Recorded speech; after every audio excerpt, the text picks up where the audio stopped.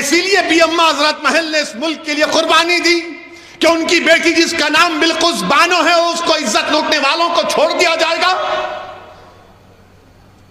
कौन है बिल्किस बानो? 2002 में बिल्किस बानो को गुजरात के उस प्रोग्राम में, जेनोसाइड में, बिल्किस बानो को उसके पड़ोसियों ने उसकी इज्जत लूटी। वो बिल्किस बानो जो पड़ोसियों को चचा कहती थी, उन चचाओं ने बिल्किस बानो की इज्जत लूटी। वो बिल्किस बानो जिसके हाथ में चूड़ियां थी, उसने उसकी इज्जत लूटने वालों की दुकान से उस वक्त चूड़ियां पहनी हुई थी, उसने उसकी बिल्किस बानो की इज्जत लूटी। बिल्किस बानो हामिला थी जब उसकी इज्जत लूटी गई। बिल्किस बानो की 3 साल की बच्ची थी जिसको उसकी सामने उस 3 साल के बच्ची को लेकर उसके सर को पत्थर से मारकर कत्ल कर दिया गया। उसके बाद बारी बारी से जालिमों ने बिल्किस बानो की इस्मत रेजी की।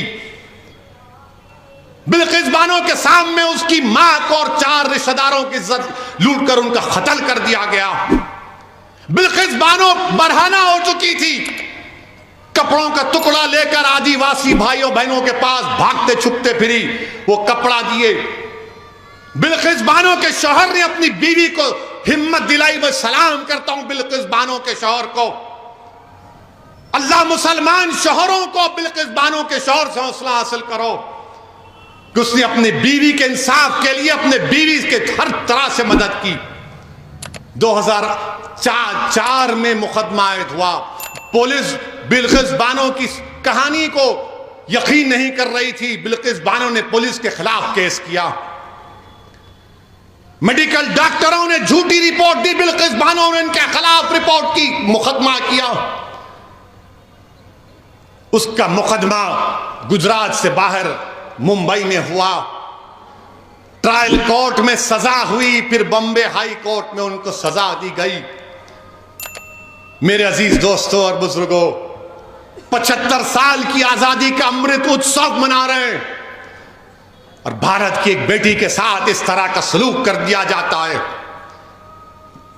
कि अगर किसी की बेटी की इज्जत लूटी जाएगी और उसको कहा जाएगा कि क्या तुम राजी हो कि तुम्हारी बेटी की इज्जत लूटी गई, उसकी बेटी को कत्ल कर दिया गया, उसके पेट में जो हमल था वो जाय हो गया, उसको चंद साल के बाद छोड़ दिया जाएगा, तुम राजी हो?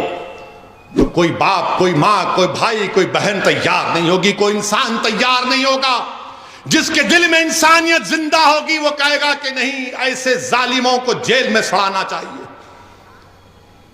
मेरे अजीज दोस्तों और बुजुर्गों, इस बात की हमको तकलीफ है कि आजादी का अमृत उत्सव तो मना रहे हैं, मगर बिल्किस बानो कह रही है कि मेरा गम फिर से ताजा हो गया, इंसाफ पर से मेरा एतमाद कमजोर पड़ गया।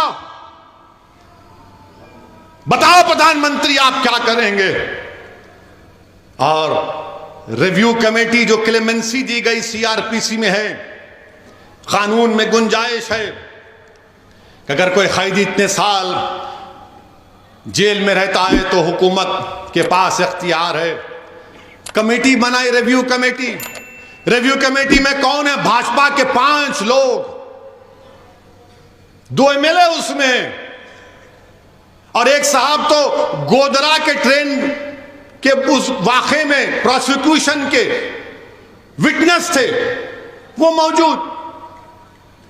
जो ट्रायल कोर्ट का जज की भी राय लेना पड़ता, उसने कहा कि नहीं छोड़ना चाहिए इन लोगों को जिन्होंने बिल्किस बानो की इज्जत लूटी, उसकी मां की इज्जत लूटकर 4 खवातीन को मार दिया, उसकी बेटी को मार दिया। ट्रायल कोर्ट के जज ने कहा कि नहीं छोड़ना चाहिए। आजादी का अमृत उत्सव मना रहे हैं। देश की 50% आजादी से क्या पैगाम देश दे रहा है? थोड़ी देर के लिए भूल जाओ कि वो मुसलमान थी, थोड़ी देर के लिए समझो कि वो हिंदू थी, वो ईसाई थी, सिख थी, वो इंसान थी। हम हिंदू मुसलमान के चक्कर में एक बच्ची से जो उसकी इज्जत के तार तार को तोड़ दिया गया। आज भारत में कोई आवाज नहीं उठाता।